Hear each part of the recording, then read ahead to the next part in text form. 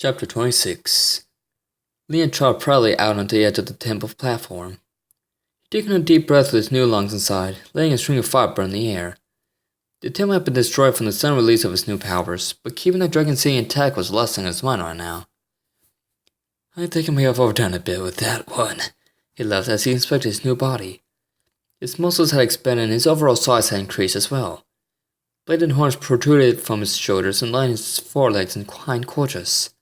The horns in his face raked back and lined his tail with a protective shield of spikes. His black scales were filled with brilliant patches of violet which streaked along his sides. His chest scales had gone from dark gray to gray violet. His yellow eyes shimmered with satisfaction and he nodded approvingly. I have to admit, I like this new look. I'm glad you do, Milford laughed evilly. As you can see, I keep my promises for those who are loyal to me. I never doubted you for a second. Leon growled and a sparkle of electricity shot from his mouth. He jumped in surprise and saw with delight. So this was like to be the purple dragon. He reared his head back and fired above lighting into the dark sky. The young dragon took a deep breath and blew black fire from his nostrils. He turned his head at the sound of claws clacking against the stone stairs. Scarce climbed to the platform and knelt down respectfully in front of the newly fired Dark Master. You have done well, pack leader, Melfa growled satisfaction. Thank you, master. Scarce bowed his head, showing his gratitude. I am thankful that my warriors were able to stay the guardians long enough for you to achieve your goal. Indeed. Melfa's eyes narrowed at Alpha. He wanted something. That much was apparent to the Dark Dragon. What have you come to see me about? About earlier, Scourge replied, lifting his head. My subordinate imagined that a particularly young dragon amongst the guardians had managed to force our troops back from wherever they found the guardians to be hiding. Go on, Melfa coaxed, sitting back on his haunches to listen with moderate interest. I had the opportunity to witness this dragon for myself during the attack, and I was hoping you would permit me to go out and track this one down in particular. After having slaughtered so many of my warriors, this cannot go unanswered by my people. Melfa frowned but Leon stepped in. I failed to see what good it would do to go out of your to track Tremor down. He already had a good idea there was the Earth Dragon as we remember the fight he had once gone into with him. But I suppose that if you must, then who am I to stop you from having a bit of fun? Perhaps, Melfa nodded, taking over briefly. It would give us something to do while we wait for the guards to return here. In the meantime, we can have a little amusement ourselves. Sconge pricked his ears in great interest. How can you be certain they will return? Because they always do. Flink groaned as a wave of pain started to his left side. Ow, he muttered in his sleep. Flame? Ember's voice brought him back from unconsciousness. Flame, can you hear me? Slowly, Flame's eyes opened. He stared up into the blue bright of his dragonness.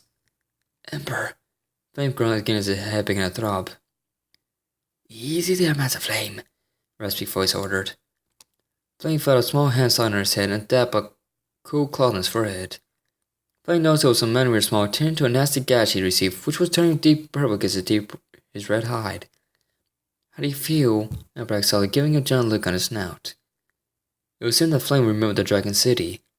They bowed to get to the temple, losing the dragons from Citrona and finding his grandpa and the other guards in the clutches of the Dark Master and being unable to help them. Grandpa? Flame whispered and squeezed his eyes shut as more tears began to flow. Ember felt her heart break seeing him like this. She lay down beside him, ignoring her own bruises and injuries that covered the dragon she loved. I'm sorry, Flame. What was there something I could do to make the pain go away? I am truly sorry for your loss, Master Flame. Effie blamed all words sighed as he walked out with him. The loss of our guardians in our home has pained us all. He gestured to the campground where more warriors and men were most trudged along wearily. Where are we? Flame wheezed.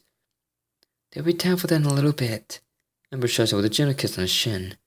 Drink some water first. We don't want that wound getting infected and you getting sick. It's best to keep your fluid cycle throughout your body. Flame didn't argue as the man was more brown with a dip of fresh, cold water. A chill ran down his flying spine and his scales rose slightly. Ember nosed and draped her wing over his back as he gulped down the rest of the soothing liquid. Feeling better? Ember asked, searching his breast for any sign for the affliction. A little, Flame muttered. He groaned loudly as he got to his feet. His head spun and Ember caught him before he could topple over and fall. Easy now, she whispered softly. Flame stabilized himself and took in a deep breath of fresh air. So where are we? Looked down the homo who had addressed him and immediately recognized the general as Mason. We're some 50 miles from Orphang, Mason answered sternly. We were attacked a couple weeks ago by the wolves just shortly after Leon came back to Dragon City. He was badly wounded and we gave him an aid immediately. Leon? Flame felt his temper rise and the air temperature in the air skyrocketed. How could you let him into the city? Flame, calm down, Ember snapped. They didn't know any better. Last time I saw him, he was supposedly on our side, remember? Flame hung his head in shame. Yeah, I know. I'm sorry, Mason. I didn't mean what I said. General raised his paw on the dragon's shoulder. I know, young Flame. You're still new to being a guardian and you still have much to learn. But you try your hardest no matter what. We're only mortal, you know. You're supposed to make mistakes and learn from them. Flame's sighs out as more tears trickled down his muzzle. After a moment's silence, he wiped his face with the back of his dirty paw and looked Mason in the eye. So what's our situation? We've been trying to recover our forces and regain our lost strength since we were forced to flee the city. This general sighed. Our forces have been scattered about for days. And what we haven't been able to find, those cursed wolves most certainly have. The more general paced about the campsite as the most and many most cooked what little rations they had and tried to get some rest between watch shifts. How much have we been able to regroup? Let me ask as he and Ember hobbled along beside the general. We have been able to recover about 65% of our military strength, not including all of the men smalls. Moya has gone out with several of the men small search parties to help gather our forces before we can think of retaking the city. When was the last time we heard from them? That was about a day and a half ago, Mason replied. They usually leave for 2 days and return on the 3rd. We move in oblique paths to keep from being tracked accurately by the wolf search parties. Mason shook his head. Those beasts are monsters. We never stood a chance against them. Don't blame yourself, Mason. Ember leaned down and gave him a cutting nudge to the snout. We've had to deal with them ourselves. We know what you've been through. She looked over at Sling, who was still looking around the campground. What's important is that you're able to escape with your lives for the most part. That is true, Mason sighed as he rubbed some dust off his goggles. It's a shame to see so many of your own shoulders fall at one time before your very eyes. Even the great battle of Orphang gets talking about his force was this bad. One and a death later, Flame spoke up, turning back to them. For now we should focus on how to go about defeating Leon. If we don't bring him down, then everyone's deaths will have been for nothing. I can agree more, Master Flame, Mason nodded. But for now you and Mistress Emerald should get some rest. We will discuss the plans of action in the morning. Flame sighed as the general led them back to a small pit dug by the man with smalls. The ground was surprisingly warm here, and Flame and Ember had no trouble sitting down immediately. Before long, both dragons were fast asleep. Mason sat down on a stump beside them and brushed on the dust of his battle and blood-stained armor. Rest well, young guardians. We all have a difficult task ahead of us. Sherman, hold up. Candace got his claws under her hunches. I can't go on anymore. The other dragon was immediately at the dragon at his side. Are you alright? What's the matter? Is there anything I can do? Dreamer acts like a worried father. Candace wins in pain but tries smiling it off the way Dreamer did so many times before. I just need to rest. That's all. Dreamer sat down and lifted his dragon in his paw slowly. Candace bit her lip, expecting the pain to hit at any moment. Dreamer frowned as he inspected her foreleg. It was a disgusting color purple against her once beautiful pale blue scales. Its triangular limb was also very apparent. This isn't good at all, Dreamer reported as he grazed his paw along her broken limb, hardly making any contact but using his sense to feel an injury. We need to find you someone to help us out. Dreamer, I'm the guardian of ice. There's always water where I'm involved. I made fresh water for you to drink. We need to get this wine down soon, or there may be more damage later on that we won't be able to fix. Ken seemed to freeze up at that. Dreamer seemed to notice and moved in to give him a shrunk kiss cheek, but Ken turned her head away. Nice try, but I'm still mad at you. Oh, come on, Candace, Dreamer protested. What more do you want me to do? Turn into a pro dragon myself? What do I need to prove that I'm sorry for thinking about leaving? Dreamer, it's not just that. Candace shook her head at the ground. Then what is it, Candace? The Asgard was silent for a moment. I was afraid I'd lost you, Tremor. I mean, I've nearly lost you to fight against Leon's forces, but not like you showed me in Sertrona. All those other times I was separated, I knew you by mine. And even though you were near died every single time, we were still together. But hearing that you wanted to quit, it was just so unlike you. Candace looked at him with tears in her eyes. It was like you were a completely different dragon than the one I fell in love with. I understand that. Trevor sat down beside her and draped a wing around her shoulders. But I've learned from that mistake. But how can I be sure? Candace looked him in the eyes, and he suddenly felt chilling against his wing. Kansas' ice energy was emanating from her body and leaving spots of fur ice against the swing membrane. Tremor, I was stunned and distraught when you said you wanted to leave. How can I be sure that you won't get that idea in your head again? Tremor sighed to think for a moment. Kansas was a sharp mind and needed to come up with an answer that would more than redeem himself in her eyes. After 7 long, quiet minutes, Tremor hung his head in defeat. You can't be sure, he muttered. Kansas hung her head again and turned away. I'm not even certain that the idea won't cross my mind again either, Tremor continued. But I do know one thing. What's that? Kansas asked, glancing at him out of the corner of her eye. If resigning from duty means losing you as a friend, even more importantly as a mate. Tremor shook his head as he gazed at her wounded figure. Even the defeat she was too breathtaking in his eyes. The cost won't be worth it. A little dragon's back against the throne taught me that. Kansas felt her heart leaving her chest and her cheeks flushed. She turned away from trying to look down at her good paw. She found warm all over. It was a feeling she hadn't felt since she had first confessed to him about her feelings. She glanced up at him, staring into her eyes, or his eyes. They seemed to be glowing with hope for her acceptance. In all honesty, she did believe him. She believed in him. She would have to make it to the upcoming battle. Come on, Tremor, Kansas said with a relief as she got to her feet. We need to keep going. Yeah, I intend to, Tremor thought to himself. I'll prove to you again, myself to you again, Candace. The two of them continued on through the darkening forest. Now it would be upon them soon, and Tremor was doing his best to help Candace along without hurrying her too much. At last they came to a small creek run through the forest where they stopped to get a drink. Tremor made a dish out of earth and mixed mud into it from different parts of the creek. Candace watched him with deep interest and confusion as to the purpose of his actions. Give me your leg, Tremor instructed her. The dragon lifted her broken leg up to him, which he held delicately in his paw. The other guardian used the other paw to scoop up a glob of mud before swathing it gently across Candace's foreleg. He continued to add layers of mud until the dragoness's forelimb was completely covered in thick mud. Now this may hurt a little, Tremor warned her. He brought his paw to hover over her forelimb. Candace watched as the mud began to harden and saw the stab of pain hit her like a blade through her leg. The ass-dragon screamed, yanking her wounded limb back and striking Tremor across his face with a good paw before falling over in the mud dish. Tremor shrugged out the blow as he got to his feet again. Now freeze it, he commanded. That way the minerals would help heal your skin and eyes would keep the blood circulating.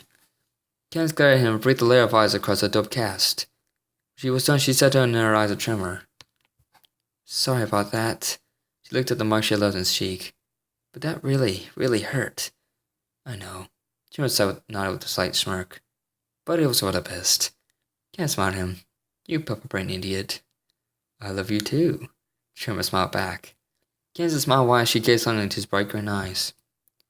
She got up and walked over to where the creek turned to a small waterfall beneath the roots of a towering tree. She struck her face under water and let it wash away the mud that had splattered across her features. When she put her head out, she sputtered and shook the excess water off. She blinked a couple of times and looked up in the dark roots of the tree. Her eyes narrowed at them as the shadows almost seemed to be moving. Suddenly she felt a strong force grip her by the throat. Candace gasped for air as the shadows fastened the clawed hand of Scrunch. The elf emerged from the darkness, the shadows melting away from his silver fur. Candace! Tremor shouted and whirled around with wings spread wide and a growl rumbling in his throat. Scrunch stared into Candace's terrified eyes. You will die now. He raised his blade and rammed it through the dragon's gut. Giant lurched forward and started upon to the ground, shooting a stone up into Scrunch's hand, shattering the bones of his fingers that gripped the deadly weapon. The elf was snarled furiously as the blade dropped to the ground. Tremor fired Earth's bullet, shattering the blade and fixed his eyes on the black leader. Put her down, he ordered, and let's settle this dragon to mud. Scrunch glanced at Tremor. As you wish, he growled and dropped Candace to the ground before stepping back in the shadows of the tree. Tremor's eyes widened and he began to look around frantically. High above in the trees, a shadow moved along the branches. The elf emerged without so much as a sound and dropped down on top of Tremor. The old dragon cried as the wolf brought its muzzled fist on his head, stunning him. Scrunch grabbed the young guardian and lifted him by the tail, exposing Tremor's underbelly. With an angry snarl, he struck the dragon across the chest with his elongated claws, tearing 5 deep wounds in the guardian's scales. Tremor hit a fallen tree and crumbled to the ground. Blood spilled from his burning open wounds. Scrunch was about to wait for his pony to get up. He lunged for Tremor, ready to deliver the final blow, when a loud shriek caught through the air. No! Candace screamed. The dragon was on her feet and threw herself in front of Tremor. Sconge slammed his fingers against his chest and pinned her against the trunk of the tree.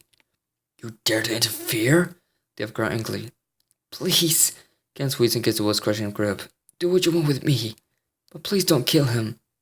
Candace, Trimmer Ground looked up at her.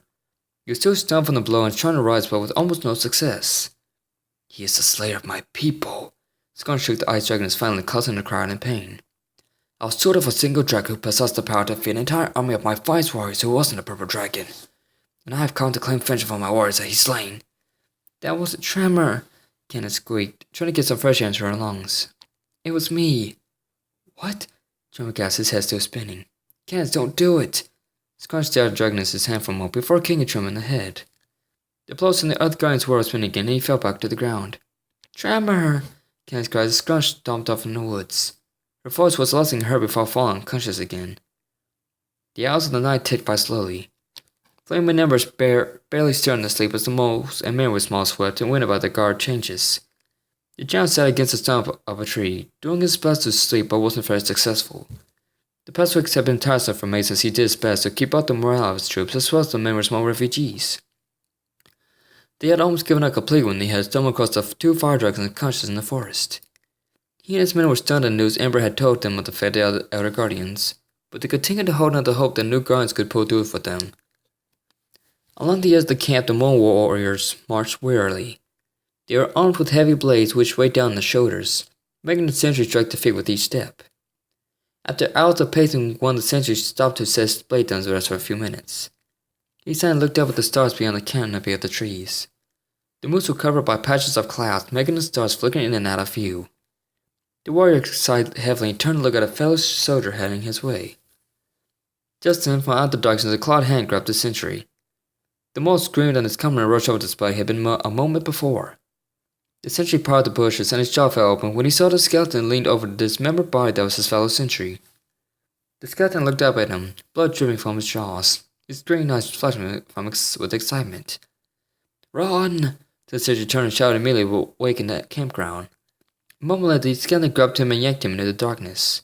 The most men were scrambled, bumping into one another and struggling around, still half asleep.